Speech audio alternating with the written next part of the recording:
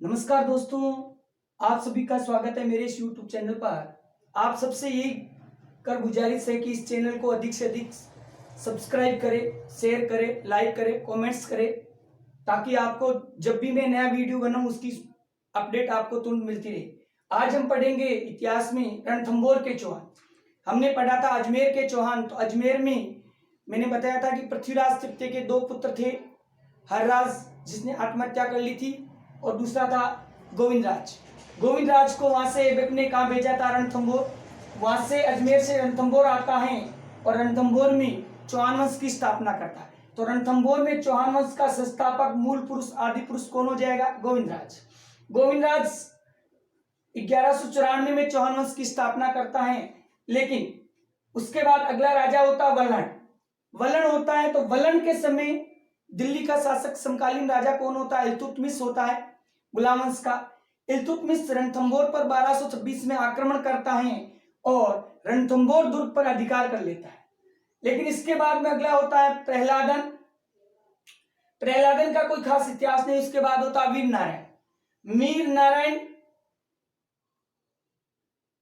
के समय भी दिल्ली का राजा इल्तुतमिश होता है। इल्तुतमिश आता है रणथंभौर पर आक्रमण करने के लिए और आक्रमण करता है, लेकिन असफल होने पर इल्तुतमिश दिल्ली चला जाता है और वीर नारायण को कहां बुलाता है? दिल्ली बुलाता है।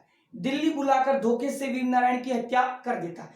तो यहां अपने को याद रखना है एक क्वेश्चन कि किस इल्तुतमिश ने राजस्थान के या रणथंभौर के किस राजा को दिल्ली बुलाकर धोखे से हत्या की है? तो अपने को वीर नारायण।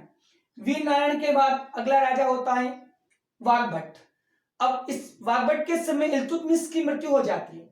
तो ये इल्तुतमिश की मृत्यु के बाद वाग्भट क्या करता है? पुनः रणथंभौर पर अधिकार कर लेता है। पुनः रणथंभौर पर अधिकार करने के बाद उसके बाद अगला राजा होता है जेतर सिंह, जिसे जयसिम्हा भी कहते हैं। जेतर सिंह ने लगभग रणथंभौर पर 32 वर्ष तक शासन किया और 32 वर्ष शासन करने के बाद जेतर सिंह का बेटा होता है जिसका नाम होता है हमीर। हमीर देव के नाम से इतिहास में राजा बनता है और ये राजा हमीर इतिहास में हठी राजा के नाम से प्रसिद्ध होता है। हमीर ने राजा बनते ही अपने पिता जेतर सिंह के याद में, इन्होंने 32 वर्ष तक शासन किया, तो उसकी याद में रणथंभौर दुर्ग में 32 खंभों की छतरी बनाता है और इसी छतरी में बैठकर राजा के रूप में जनता की फरियाद सुनता है और जनता का न्याय करता है।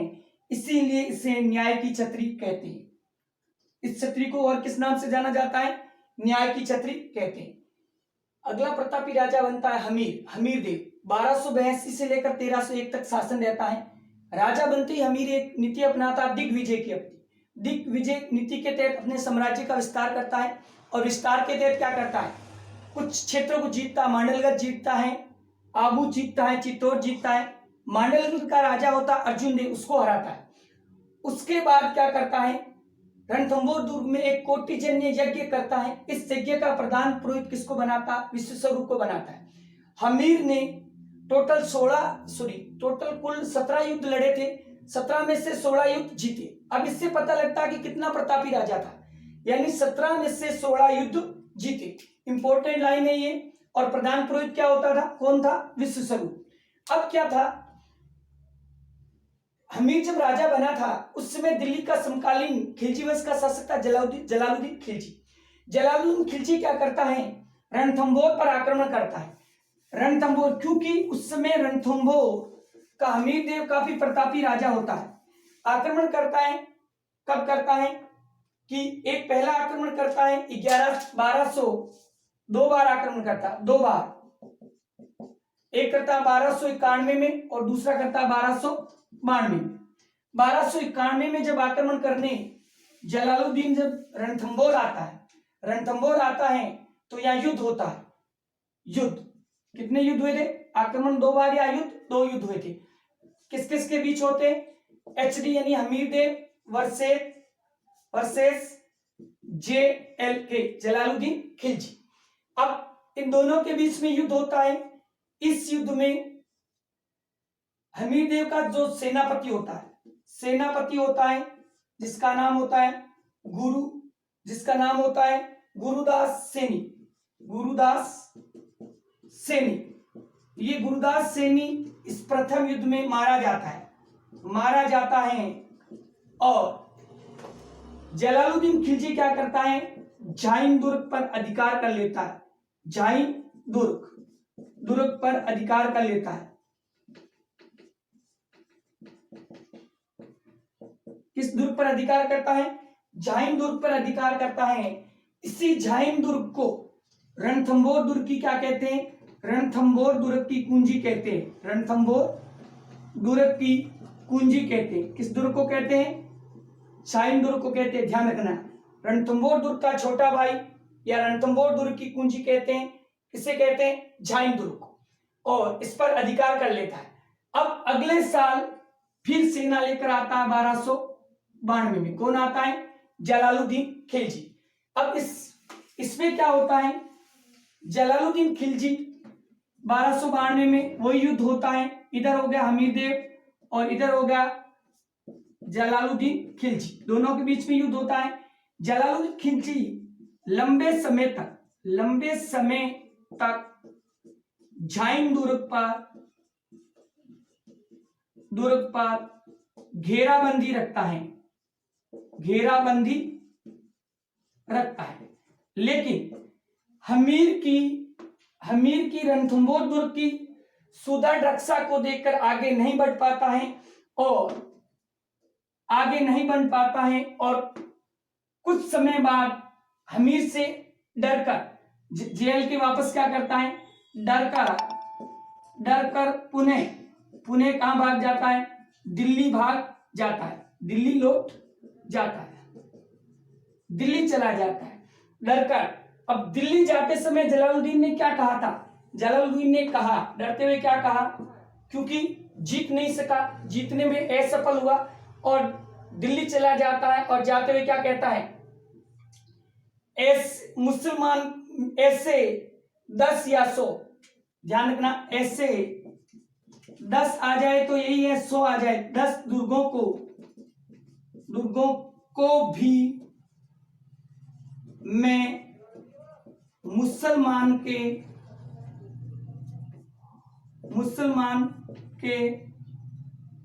एक दाढ़ी के बाल के बराबर नहीं समझता हूं। देखो, दुर्ग की तुलना क्या करता है, दुर्ग की तुलना मुस्लिम व्यक्ति की दाढ़ी के बाल से कहता है कि ये तो एक दुर्ग है, ऐसे 10 या 100 दुर्गों को भी मैं मुसलमान के दाढ़ी के बाल बराबर नहीं समझता। ऐसे करके जलालुद्दीन खिलजी, आगे क्या होता है, डरकर भाग जाता जलालुद्दीन, और जलालुद्दीन जाता है दिल्ली। और जलालुद्दीन इसकी सेना में होता है, किसकी, जलालुद्दीन की सेना में अलाउद्दीन खिलजी होता है, जो जलालुद्दीन का दामाद या भतीजा होता है। 1296 में जलालुद्दीन खिलजी की हत्या कर देता है और अगला राजा कौन बनता है, अलाउद्दीन खिलजी। एल के मतलब अलाउद्दीन खिलजी और जेएल के मतलब जलालुद्दीन खिलजी। हत्या करने के बाद जलालुद्दीन खिलजी कहां पर आक्रमण करता है, रणथंभौर पर आक्रमण करता है। अब रणथंभौर पर आक्रमण क्यों करता है, इसके मैंने कारण बताए। पहला कारण यह है कि हमीर देव द्वारा कर नहीं देना, जलालुद्दीन खिलजी राजा बनते ही कर वसूलता है, हमीर देव कर देने के लिए मना कर देता है। दूसरा कारण क्या है, अलाउद्दीन खिलजी की साम्राज्य विस्तार नीति, वो अपने साम्राज्य के विस्तार के लिए ये चाहता कि आसपास के क्षेत्रों को जीतूं और अपने साम्राज्य को आगे बढ़ूं। तीसरा कारण क्या है, रणथंभौर दुर्ग का सामरिक दृष्टि से महत्वपूर्ण होना, क्योंकि मुस्लिम शासक जब दिल्ली से गुजरात आते थे लूटने के लिए, तो सामरिक दृष्टि से इस रणथंभौर और जालोर के क्षेत्र से होकर गुजरते थे, और ऐसा ही हुआ था। तो इस प्रकार अगला कारण क्या था, अलाउद्दीन खिलजी के भगोड़े सेनापति थे, पहला था मोहम्मद शाह और दूसरा था कैबरू। मोहम्मद शाह ने अलाउद्दीन खिलजी की एक बेगम थी जिसका नाम था चिमना बेगम, मराठा बेगम थी। इस चिमना बेगम से, ये प्रमुख सेनापति था अलाउद्दीन खिलजी की सेना में, चिमना बेगम से मोहम्मद शाह का इलू हो जाता है। अब इलू हो जाता है, इलू इतना प्रगाढ़ हो जाता है कि दोनों मिलकर अलाउद्दीन खिलजी की हत्या की प्लानिंग बनाते हैं। लेकिन एक सेनापति होता है जो अलाउद्दीन खिलजी को पहले ही सूचना दे देता है। तो अलाउद्दीन खिलजी मोहम्मद शाह को मारने के लिए सैनिक भेजता है। मोहम्मद शाह को इस बात का पता लग जाता है, वो वहां से भागता है और भागकर कहाँ आ जाता है, हमीर देव के पास रणथंभौर आ जाता है, क्योंकि उस समय प्रतापी राजा हमीर देव होता है। दूसरा जो कहब्रू है, जो मैंने बताया था कि 1299 में जब इसकी सेना किसकी, अलाउद्दीन खिलजी की सेना गुजरात अभियान के दौरान जाती है, तो इसके दो सेनापति होते हैं, नुसरत खां और उल्गू खां। अब ये दोनों धन लूट कर आते हैं लेकर गुजरात से। धन के बंटवारे को लेकर इनमें आपस में क्या हो जाती है, आपस में लड़ाई हो जाती है और कहब्रू सारा धन लेकर भाग जाता है और भागकर कहा जाता है हमीर देव की शरण में। अब देखो, हमीर देव से अलाउद्दीन खिलजी अपने इस सेनापतियों की मांग करता है, तो हमीर देव क्या जवाब देता है कि शरण आए हुए व्यक्ति को मैं नहीं देता हूं, और ये हमारे क्षत्रिय का धर्म नहीं है कि शरण आए हुए व्यक्ति को दुश्मन को सौंपना। तो इस प्रकार क्या होता है, अलाउद्दीन खिलजी की आंखों की किरकिरी बन जाता है। कौन, हमीर देव किरकिरी बन जाता है। तो अलाउद्दीन खिलजी क्या करता है, अलाउद्दीन खिलजी रणथंभौर पर आक्रमण करता है। रणथंभौर पर आक्रमण करता है। कुल 3 आक्रमण करता, पहला करता है 1299 में, दूसरा करता है 1299 में 2 बार करता, तीसरा करता है 1301 में। अब 1299 में आक्रमण युद्ध होते 3, पहला 1299 ईस्वी में, दूसरा भी 1299 ईस्वी में, तीसरा 1301 में। अब ये युद्ध किसके बीच में होता है, हमीर देव वर्सेस एल के मतलब अलाउद्दीन खिलजी। तीनों में क्या आएगा, हमीर देव वर्सेस एल, ठीक है, हमीर देव वर्सेस एल, ठीक है। अब यहां पर क्या होता है, हमीर देव के 2 सेनापति होते, 2 प्रमुख सेनापति, जिसका क्या नाम होता है, धर्म सिंह व भीम सिंह। धर्म सिंह और भीम सिंह, ये दोनों सेनापति सेना लेकर जाते हैं। इस समय क्या होता है, हमीर देव मौन धारण किए हुए रहता है और रणथंभौर दुर्ग की जो कुंजी है झाइन दुर्ग, उस पर कौन आकर घेरा डालता है, अलाउद्दीन खिलजी अपनी सेना भेजता है और आकर घेरा डाल देता है। अब अलाउद्दीन के प्रमुख सेनापति होते हैं जो इस युद्ध का नेतृत्व करते हैं। ये इस युद्ध का नेतृत्व कर रहे थे, इसका ये कर रहे थे, कौन करेगा, नुसरत खां और उल्गू खां, ये दोनों नेतृत्व करते हैं। अब इनमें आक्रमण करते हैं इस पर, और आक्रमण में इसमें क्या होता है, अलाउद्दीन खिलजी की जीत हो जाती है और अलाउद्दीन खिलजी की सेना से बहुत अपार धन लूट कर ले आते हैं।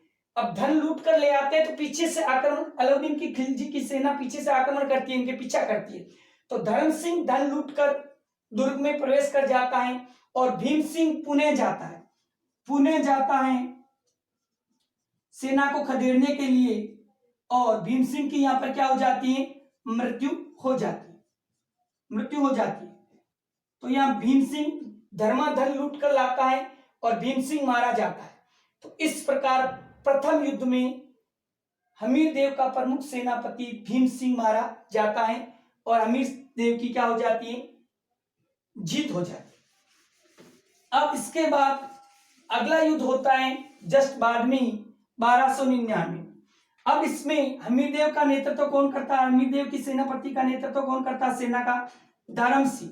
भीम सिंह मारा जाता है और इधर दोनों ही होते हैं, कौन, नुसरत खां और उल्गू खां दोनों होते हैं। अब यहां पर दोनों के बीच में भयंकर युद्ध होता है और इस युद्ध में नुसरत खां मारा जाता है। यहां पर क्वेश्चन आता है, ध्यान रखना, जलालुद्दीन खिलजी ने आक्रमण किया था तो हमीरदेव का सेनापति कौन मारा गया था? गुरुदास सेन। अलाउद्दीन खिलजी ने प्रथम आक्रमण किया था, कौन मारा गया था? भीम सिंह। और दूसरे आक्रमण में अलाउद्दीन खिलजी का कौन सा सेनापति मारा जाता है? उल्गू खां मारा जाता है। अब लेकिन युद्ध में अभी अलाउद्दीन खिलजी की जीत नहीं होती। अब इस उल्गू खां के मरने की सूचना किसको मिलती है? इसको मरने की सूचना स्वयं अलाउद्दीन खिलजी को मिलती है। तो 1301 में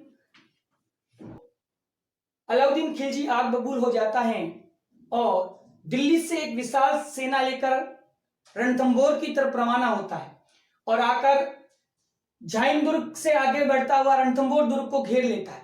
1 साल तक लंबी घेराबंदी के बाद जीत नहीं सकता है तो इस हमीरदेव के 2 सेनापति होते हैं, एक होता है रणमल, दूसरा रतिपाल।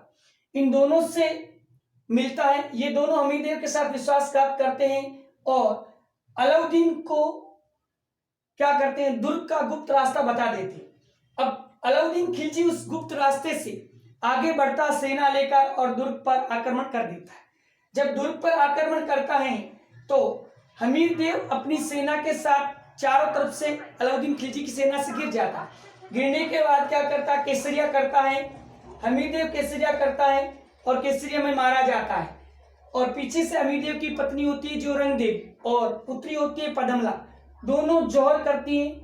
दुर्ग के बीचों बीच एक जल स्रोत होता है जिसे कहते हैं पदमला तालाब। हमीरदेव ने अपनी पुत्री पदमला की याद में बनाया था पदमला तालाब।